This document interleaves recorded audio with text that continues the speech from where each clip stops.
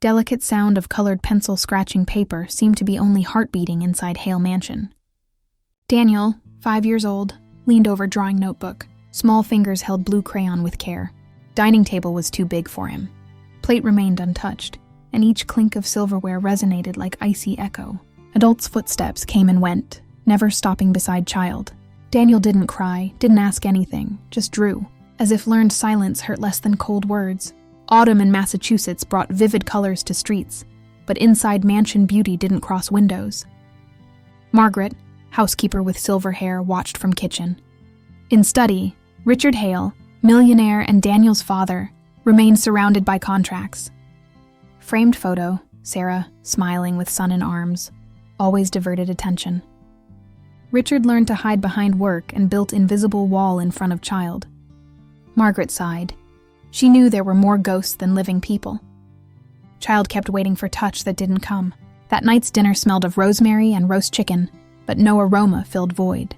Daniel stirred mashed potatoes. Richard tried hiding behind phone. Then door opened. Victoria. She crossed room with confident steps, smile directed only at Richard. But when eyes rested on Daniel, pierced glass, quick, cold, indifferent. Child hunched shoulders. Richard stood to greet her, relieved. Since meeting Victoria, felt in her balm for pain. For him, opportunity to start over. But for Daniel, sensation something was being taken. After dessert, Richard was called for urgent call. Study door closed, atmosphere changed. Victoria straightened, fixed gaze on child. Smile disappeared. "You make your father look weak when you slouch like that," she said in low voice only Daniel could hear. Child kept gaze on paper. Pencil moved nervously. Margaret heard every word. Said nothing, but breath caught. Daniel raised eyes. Didn't find support, only steel wall. Richard returned, noticing nothing. Victoria recovered smile, served coffee. But for Daniel, something changed. House seemed to hide shadows. First night he climbed stairs looking over shoulder. First time Margaret lingered by door. First night, Richard unknowingly delivered son to beginning of hell. What city are you watching this video from, and what time is it? By the way, if you're enjoying my videos, I'd be so happy if you could subscribe to my channel and like this video. If this story has hooked you so far, subscribe to channel, because what comes next is even more intense. Routine of Hale House seemed to remain intact, but it was just facade. Behind each polite gesture, each well-rehearsed smile, hid crack growing each day. Daniel, now more withdrawn, avoided even spaces where he used to play. His drawings, once colorful and full, became gray stains, contained scribbles and margins of crumpled sheets. Margaret was only one who clearly perceived this transformation. One afternoon, collecting clothes for laundry, found in child's coat pocket folded piece of paper, 3 hand-drawn figures, one of them scratched so hard paper almost tore. Housekeeper kept note in silence, as if it were proof of crime still without witnesses. Victoria, on other hand, was increasingly present, but only when Richard wasn't around. Her tone of voice changed from silky to severe. Her instructions were disguised orders. Don't slouch. Don't speak in low voice. Don't bother your father. Each word seemed to leave invisible marks on child's skin. At school, teacher Nancy also noticed Daniel's detachment. He stayed near door as if waiting for someone who never came. When she told stories to class, his eyes wandered aimlessly. When asked questions, answered in whispers, as if afraid of being heard. Richard, immersed in papers and meetings, began to feel small cracks in his own certainty. One afternoon, going to pick him up, saw his son sitting alone at school entrance, coat open and shoulders hunched from cold. Child raised gaze timidly and lifted hand, but let it fall mid-gesture as if regretted calling attention. That remained engraved in Richard like photograph impossible to forget. That same night, returning home, found Victoria talking animatedly on phone in living room, with light calculated laugh-filling space. Through kitchen window, Daniel was sitting on balcony with face resting on knees. Contrast between feigned joy and painful silence of his son pierced Richard like knife.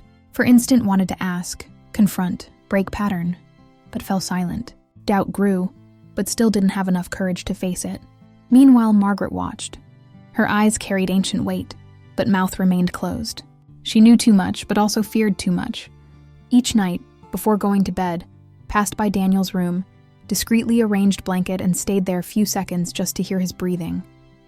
It was only ritual of true care in that house, and so what before seemed only silence now became shadow walking through hallways.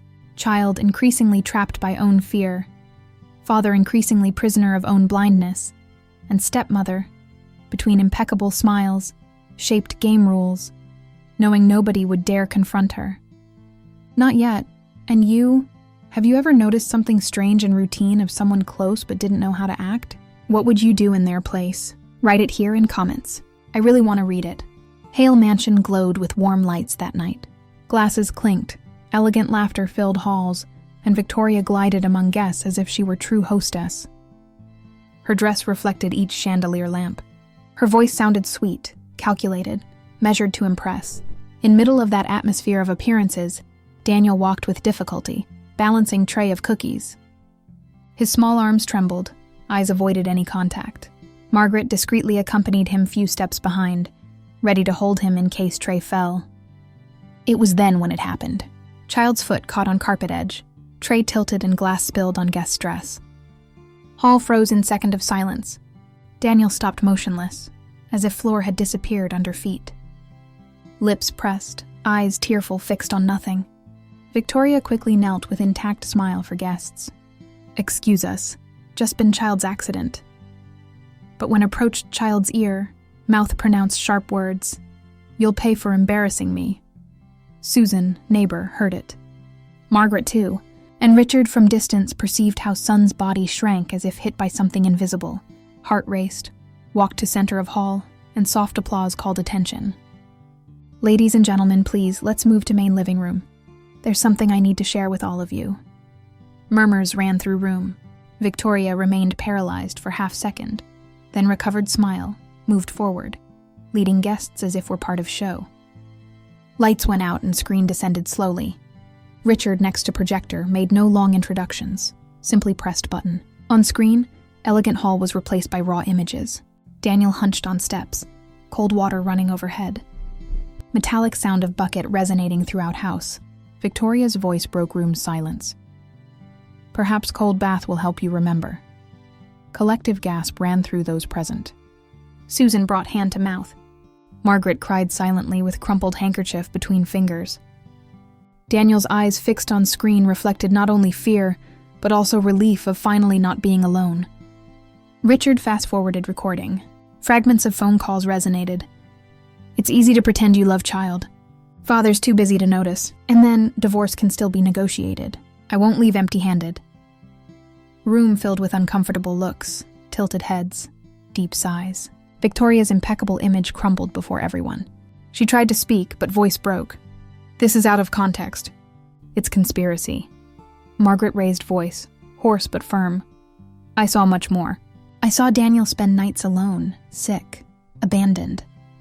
And each word of hers sounded like hammer against glass. Richard didn't need to shout. His gaze was enough. "This marriage ends today." Silence that followed was absolute, cutting. It was end of facade life, and beginning of something nobody could erase. If this twist has moved you as much as me, leave your like now. That shows us you too have felt this moment. Party ended without applause, without formal goodbyes. Guests left in silence, with contained steps on marble, as if had attended funeral. Sound of doors closing resonated inside mansion like hammer blows, leaving behind only heavy void. Richard remained motionless few seconds before still-lit screen, with face illuminated by cold glow of evidence just exposed. His hand, still on projector control, trembled slightly. Breathed deeply and turned off equipment. Room plunged into gloom, revealing exhaustion stamped on each feature of face. Daniel stood beside Margaret, pressing fingers against fabric of her dress. His eyes searched for father with mixture of fear and hope, as if didn't know if could trust that silence. Richard walked slowly toward them. Said nothing immediately, just extended hand and placed it on child's shoulder. Gesture, simple and late, had weight of promise never made before. Margaret discreetly dried tears and stepped aside to leave space. Daniel, hesitant, took step forward, then saying nothing, threw himself into father's arms. Richard welcomed him, hugging tightly, as if wanting to ensure nothing else could separate him from there. Man's heart, accustomed to numbers and contracts, seemed to beat out of rhythm for first time in years. Later, Mansion was in silence. Victoria was no longer part of it. Her room was empty. Clothes had disappeared. Only vague perfume floated in air, but that silence wasn't of peace. It was silence of who needs to learn to inhabit among own rubble. In kitchen, Margaret served plate of fruit. Sound of knife against board seemed to resonate more than should. Richard sat at table exhausted with elbows resting and gaze fixed on nothing. Daniel beside him drew again. Not castles or houses with open doors, but simple bridge made with firm strokes. He looked at father, and for first time in long while smiled bit. Timid smile, like someone testing if still knows how. Richard felt throat closing. That small smile had more value than any contract he had ever signed. He nodded slowly as if accepting silent order. Was decided. There would be no more distance between them. Hale Mansion was no longer same. Each room kept weight. Each shadow remembered how much had cost them to get there. But there was also beginning, still fragile, of reconnection. If this part has truly moved you, you can support our channel with super thanks. That makes difference, so we keep bringing stories so intense. Mornings in Hale Mansion no longer had same silence as before. There were still spaces marked by heavy memories, but now they were crossed by sounds seeming like small miracles. Daniel's pencil scratching colored sheets, tinkling of Lego pieces falling on carpet, and sometimes even timid laugh escaping in middle of all that. Richard, sitting beside his son, no longer hid behind reports. Gold watch remained on wrist, but for first time in long while had become simple accessory, not chain. Before him, Daniel showed different drawing, simple bridge connecting two shores. Two figures walked over it. This time neither of them was scratched out.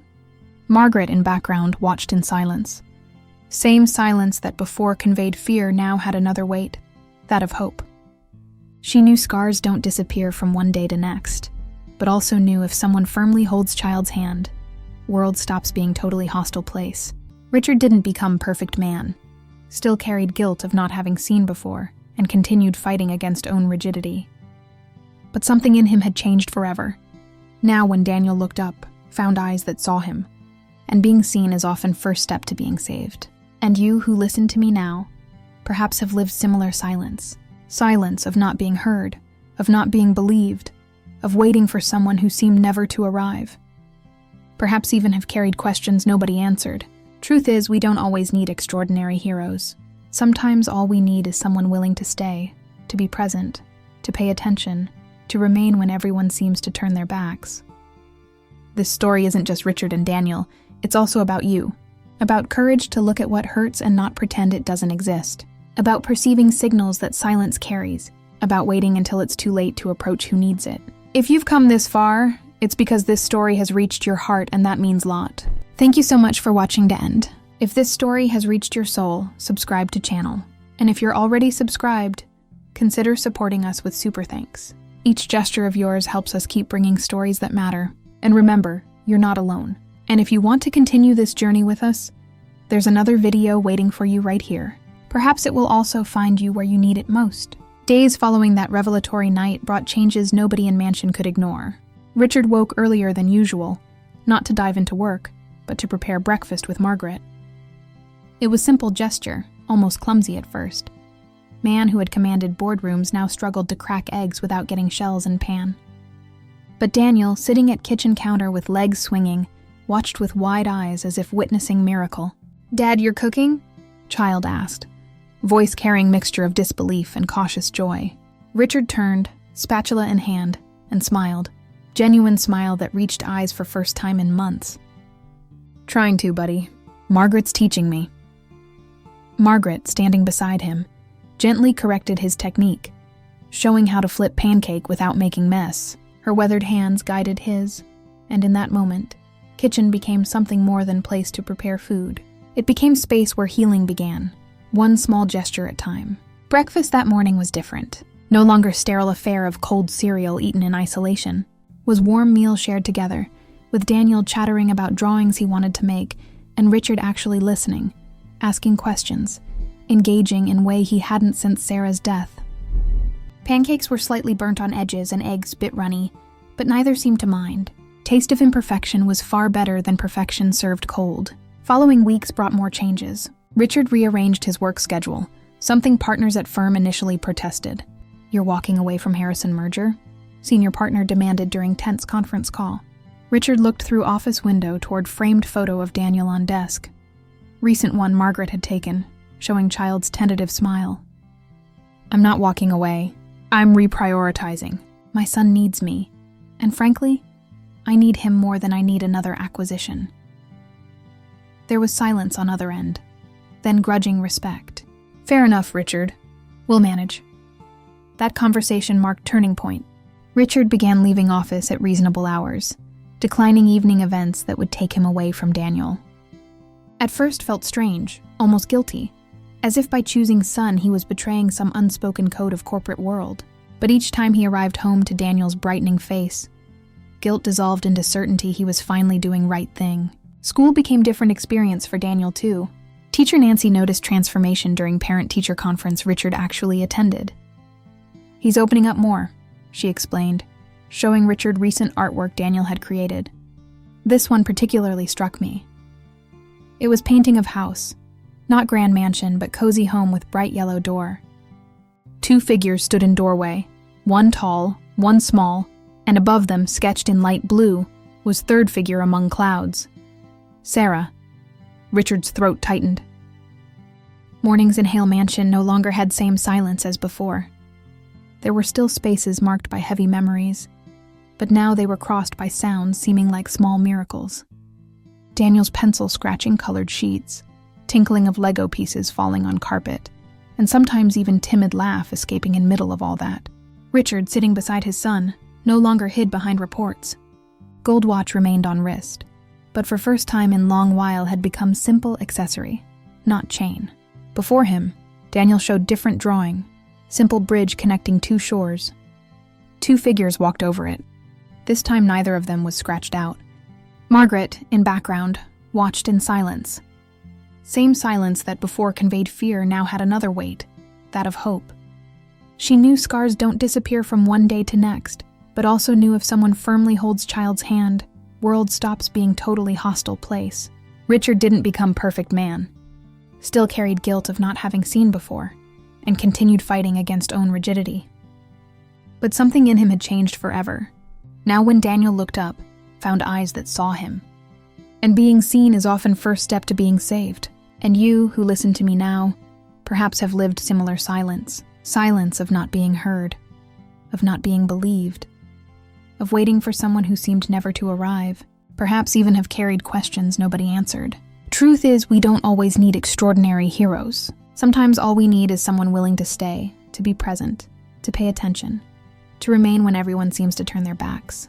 This story isn't just Richard and Daniel. It's also about you. About courage to look at what hurts and not pretend it doesn't exist. About perceiving signals that silence carries. About waiting until it's too late to approach who needs it. If you've come this far, it's because this story has reached your heart, and that means a lot. Thank you so much for watching to end. If this story has reached your soul, subscribe to channel. And if you're already subscribed, consider supporting us with super thanks. Each gesture of yours helps us keep bringing stories that matter. And remember, you're not alone. And if you want to continue this journey with us, there's another video waiting for you right here. Perhaps it will also find you where you need it most. Days following that revelatory night brought changes nobody in Mansion could ignore. Richard woke earlier than usual, not to dive into work, but to prepare breakfast with Margaret. It was simple gesture, almost clumsy at first. Man who had commanded boardrooms now struggled to crack eggs without getting shells in pan.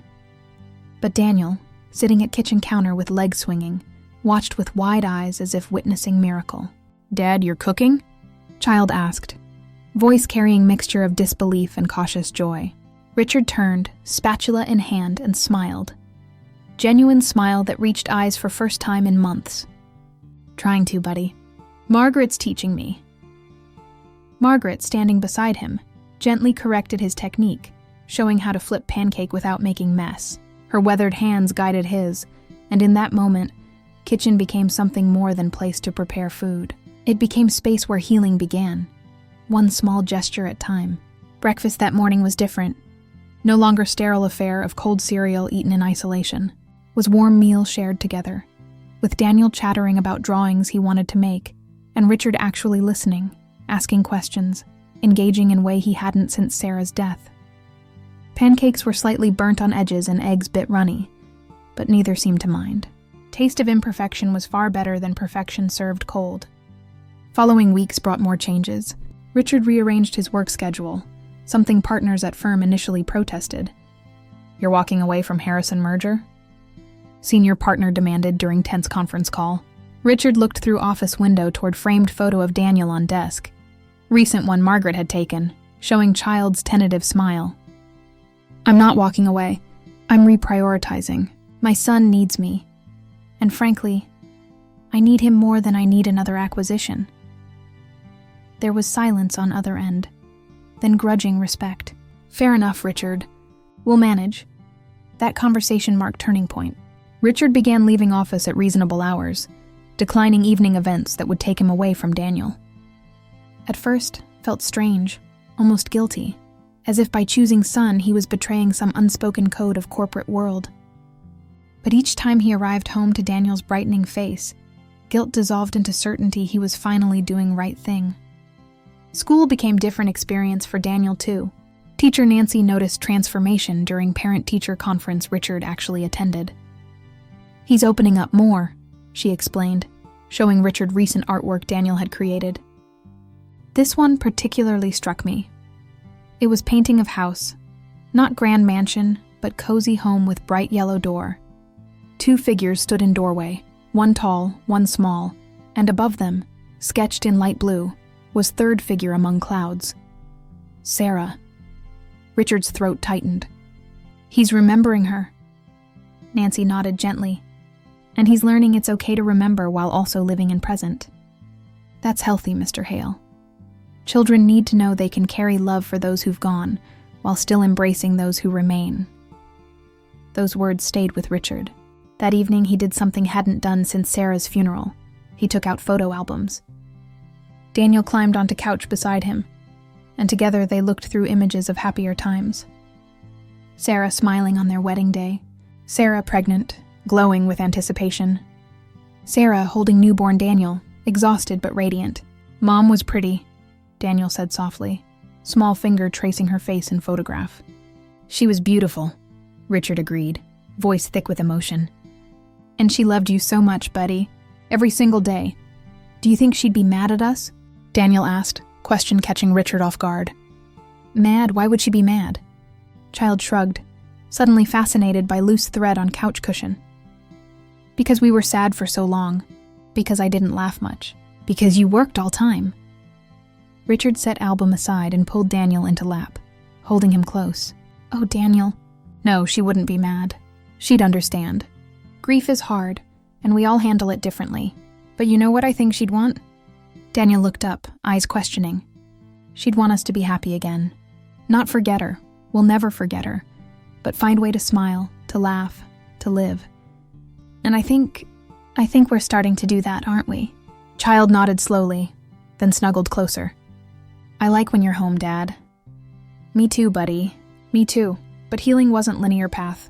There were difficult days when Daniel woke from nightmares, calling out for mother who couldn't come. When Victoria's cruel words echoed in his mind, making him doubt his own worth. When Richard, despite best intentions, got pulled into work crisis and came home later than promised. One particularly hard evening, Daniel had meltdown, tears, screaming, throwing toys across room. Margaret called Richard, who was stuck in traffic after meeting ran long. "I'm coming," he said, hearing distress in her voice. "Tell him I'm coming." He abandoned car at first opportunity, taking subway to reach home faster. Burst through door to find Daniel curled in Margaret's arms, sobbing.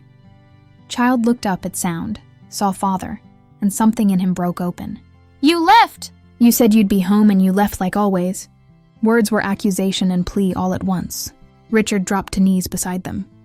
"You're right, I did." "I'm sorry, Daniel." "I'm so sorry. You always leave," Daniel sobbed. "Everyone leaves." "No," Richard said firmly, gently taking Child from Margaret's arms into his own. "No, I'm here. I messed up tonight. But I'm here now and I'm not leaving. Not really. Not in ways that matter." He held Daniel as Child cried, rocking him gently, murmuring reassurances, making promises he was determined to keep. Margaret watched with tears in own eyes, seeing what she'd hoped for. True reconnection, messy and imperfect, but real. Later, after Daniel had cried himself to sleep in Richard's arms, Margaret made tea and they sat in kitchen, child nestled between them on couch Richard had carried him to. "You're doing good work," Margaret said quietly. Richard shook head. "I'm stumbling through it." "That's what good parenting often looks like," she replied with knowing smile. "Sara stumbled too, you know. We all do. What matters is you keep trying, keep showing up." "I don't want to fail him again." "Then don't. But also understand you will make mistakes. We all do. What Daniel needs isn't perfection. He needs presence. He needs to know that even when you mess up, you'll come back, you'll apologize, you'll do better." Her words were balm to Richard's guilty conscience. Over following months, father and son developed new rhythms. Saturday mornings became their time. Sometimes they'd go to park, Daniel tentatively approaching playground equipment he'd avoided for so long. Richard would stand nearby, close enough to catch him if he fell, but far enough to let him explore. Other times they'd visit Children's Museum downtown, Daniel's eyes lighting up at interactive exhibits. Richard learned to see world through son's perspective, finding wonder in simple things like how magnets worked or why leaves changed colors. They started bedtime ritual too. Each night, Richard would read to Daniel, voices for different characters making child giggle. Sometimes Daniel would fall asleep mid-story, and Richard would sit there longer than necessary, just watching him breathe, marveling at resilience of small person who'd been through so much. Margaret remained constant presence, but relationship shifted. No longer was she sole caretaker while Richard remained distant. Now they were team, united in caring for Daniel. She taught Richard things Sara would have taught him: how to braid hair when Daniel wanted to try growing it longer, how to pack proper lunch with vegetables Daniel would actually eat, how to tell when child was coming down with something before fever spiked. "You're natural at this," Margaret said one day, watching Richard patiently help Daniel with homework. Richard laughed. "I'm really not, but I'm learning. That's what makes you natural." Best parents are ones who know they don't have all answers but keep trying anyway. Community began to notice changes too. Susan, neighbor who'd witnessed Victoria's cruelty that night, stopped by one afternoon with homemade cookies. "Wanted to check on you both," she said, though her real purpose was transparent. She wanted to see if transformation was real or temporary. What she found was Richard and Daniel in backyard, attempting to build birdhouse from kit Margaret had bought. It was going poorly. Pieces didn't quite fit. Daniel was frustrated. Richard was reading instructions upside down, but they were laughing. "Need help?" Susan called out. "Please," Richard responded with laugh. "I'm architect's worst nightmare." Susan spent next hour with them, her own children joining in, and what had been solitary attempt became neighborhood project. By evening, birdhouse was complete, if somewhat crooked, and Daniel had made 2 new friends.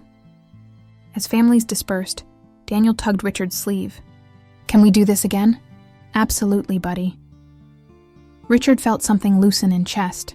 Daniel was rebuilding trust, not just in him, but in world itself. Not everything was resolved, of course. There were still moments when Daniel flinched at raised voices, when shadows seemed threatening, when he'd retreat into drawings rather than speak feelings. Richard learned to recognize these moments, to give space when needed but remain available. Therapy helped too. After some research and recommendation from Nancy, Richard found child psychologists specializing in trauma. Dr. Martinez was a warm woman with gentle manner that put Daniel at ease. In her office filled with toys and art supplies, Daniel began processing what he'd been through. Richard attended some sessions, learning how to support son's healing. "Trauma doesn't just disappear," Dr. Martinez explained. "But children are remarkably resilient when given safe space and support." "Daniel's doing well. You both are." Those words meant more than she could know. One significant milestone came 3 months after Victoria's departure. Daniel asked a question that had clearly been weighing on him. "Dad, will you get married again?"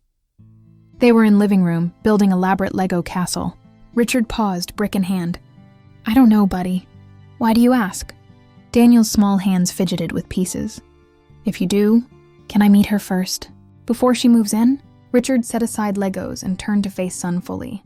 Daniel, if I ever, and that's big but if I ever date someone seriously again, you'll absolutely meet her first. And more than that, your opinion will matter. I won't bring anyone into our life who doesn't treat you with love and respect. That's promise. Child nodded, visibly relieved. Okay, I don't want another Victoria. Never, Richard said firmly. Never again.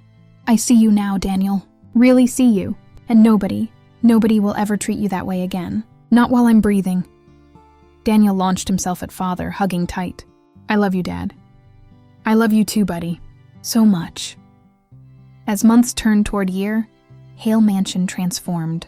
Rooms once echoing with absence now filled with life. Daniel's artwork covered refrigerator and hallway walls. Lego creations occupied every surface. Sound of cartoons played on Saturday mornings. Music from Daniel's room as he discovered bands he liked. And often, laughter. Genuine, unguarded laughter. Margaret noticed how house felt different. It's home now, she told Richard one evening. Not just building, but real home. He knew what she meant. For so long, mansion had been showcase, then mausoleum. Now it was living space, marked by comfortable disorder of actual life being lived. Richard changed too, in ways colleagues noticed. You're different, one partner commented. More present somehow. Richard smiled. I'm learning what actually matters. His priorities had shifted fundamentally. Yes, he still worked, still closed deals, still provided financially, but work was no longer refuge from life. It was simply part of life, not entirety of it. Evenings belonged to Daniel. Weekends were sacred. Vacation days actually got used for vacations, not rolled over indefinitely. Most importantly, Richard learned to forgive himself. Guilt had been constant companion since Sara's death, intensified by realization of how blind he'd been to Victoria's abuse. Dr. Martinez helped him understand that while he'd made mistakes, he'd also made amends. Healing isn't about erasing past, she'd said. It's about learning from it and doing better going forward. And that's exactly what you're doing. One evening, nearly a year after Victoria's departure, Richard tucked Daniel into bed and noticed drawing on nightstand. It showed familiar house with red roof. But this time there were 3 figures, tall one, small one, and between them, in clouds above, gentle presence watching over. Is that Mom? Richard asked softly. Daniel nodded. She's still with us, right? Even though she's gone? Always, Richard assured him. In here. He touched Daniel's chest over heart. And here. He tapped child's head gently. And in every good thing you do. She's part of you, and that means she's never really gone. Daniel smiled, satisfied with answer, and snuggled into blankets. Night, Dad. Good night, buddy. Sweet dreams. Richard descended stairs to find Margaret preparing to leave for evening. He's happy, she observed. He is, Richard agreed. We are. She patted his arm fondly. Sara would be proud of you.